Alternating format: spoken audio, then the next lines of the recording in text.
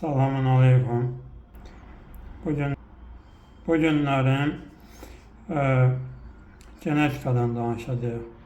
İnsanın genetikasından ve genlerin insan hayatında necə təsir bağışladığından ve bu təsirin hansı cəhətlərinin olduğundan, ne kadar irəli gedə bildiyindən ve insanın hayatına ne seviyede təsir edə bildiyindən danışacağıq. Başlayaq. Ümumiyyətlə, genetika deyəndə hər kəsin ağlına müəyyən bir fikir gəlir. Yəni, xəstəliklərin genetik yolla ötürülməsi, genetik yolla ötürülən müəyyən xəstəliklər kimi anlayışlar ümumi olaraq dildə gəzən bir temadır. Məsələn, deyilir ki, xərsəng xəstəliyi də irsən ötürülür və yaxud da vərəm xəstəliyi də nəslində olub, bu xəstəliyi o cəhətdən kəsə bilir və yaxud da digər genetik olma cəhəti olan xəstəliklər. Lakin bir xəstəliyin genetik olması müəyyən səviyyədə ola bilir. Məsələn, xərsəng xəstəliyinə baxanda bütün xərsəng növləri eyni səviyyədə genetik olaraq ötürülməyə bilər. Bu genlərdə o xəstəliyin nə səviyyədə olması ilə bağlıdır biraz da.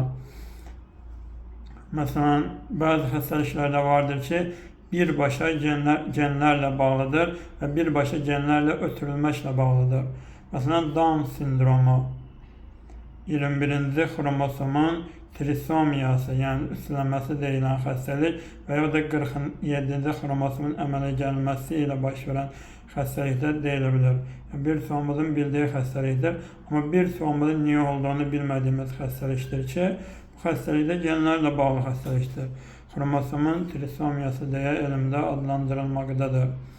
Yəni, deməyim odur ki, xəstəliklərin ötürülməsində genetikanın rolu vardır. Lakin bu xəstəlikdən xəstəliyə görə dəyişiklik göstərməkdədir. Bir də bu xəstəliyin gende necə kodlandığı və hansı genlərdə kodlandığı da önəm ərz etməkdədir. Bizim biyologiyada bildiyimiz insan genetikasında ki, məsələ budur ki, genlərin dominantlıq prinsipi vardır. Yəni, dominantlıq prinsipinə görə genlərin ötürülməsi mexanizmi. Buna allel genlər də deyilə bilir. Dominant gen, resessiv gen. Yəni, bu genlərin ötürülməsi adından da bilindiği üzere dominant genə bağlıdır. Yəni, dominant gen hansıdırsa, ötürülmə də ona bağlı olarak devam etməkdədir. Məsələn, dominant homogendirsə və yaxud da homozigotdursa, bu mütləq dominantlıq adlandırılır. Amma ki, dominant resessivlə birlikdədirsə, heterozigot adlanır. Amma bununla beraber yenə dominantlıq prinsipini əlində saxlamaqdadır və ona uyğun fenotipi alır və yaxud da xəstəlik olanda ona uyğun surətdə keçirilir.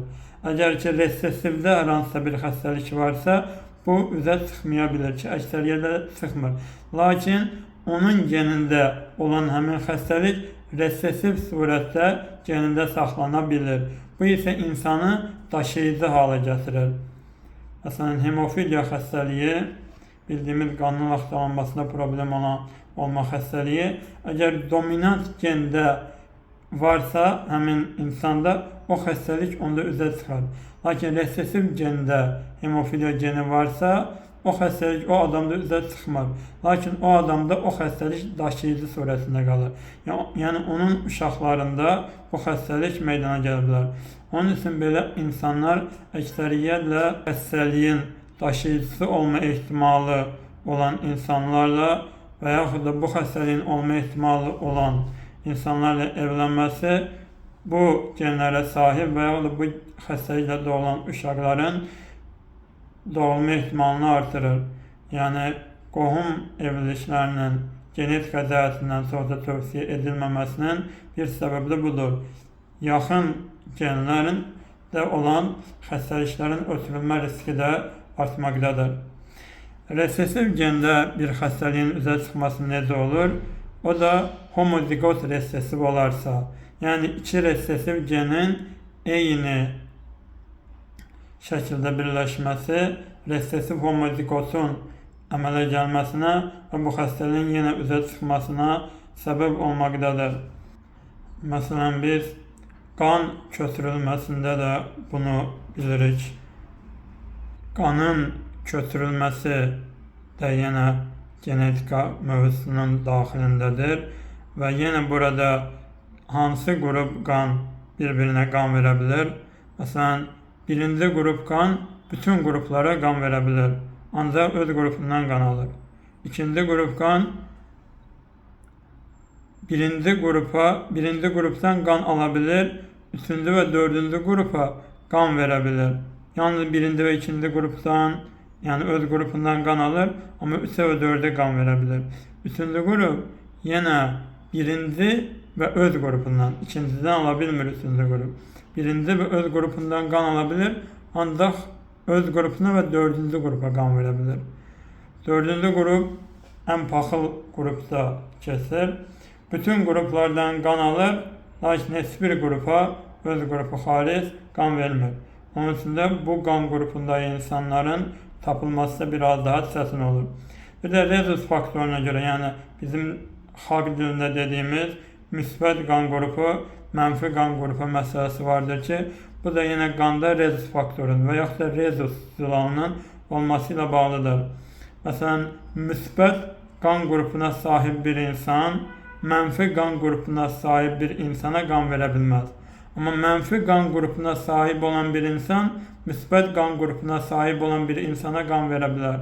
Bunun isə fiziolojik cəhətdən izahı budur ki, əgər müsbət qan qrupunda olan insan mənfi qan qrupunda olan insana qan verərsə, o müsbət rezus faktorları da həmin insanın qanına keçəcəyindən aglutinasiya dediyimiz və yaxud da çökmə dediyimiz prosesin həmin insanın qan hüceyrələrində və yaxud da eritrositlərində gedəcəyindən dolayı bu olmamalıdır. Yəni bu şəkildə olmamalıdır. Lakin mənfi qan qrupu müsbət qan qrupuna ona görə qan verir ki, o zaman o insanın qanına keçə biləcək hər hansı əlavə bir zılal yoxdur. O cəhətdən də həmin insan mənfi qan qrupundakı insanın plazmasından və yaxud da formalı elementlərindən istifadə edə bilməkdədir. Yəni, genetikanın bu səviyyədə insan həyatında önəmi vardır. Mənim indilik deyəcəklərim bu qədərdir. İnşallah başqa videolarda yenə başqa tibbi izahlar, xəstəliklərin izahları, fiziologiyası, patologiyası haqqında müəyyən izahlar anlatmağa davam edəcəyik. Mənim adım İslamdır. Sağ olun.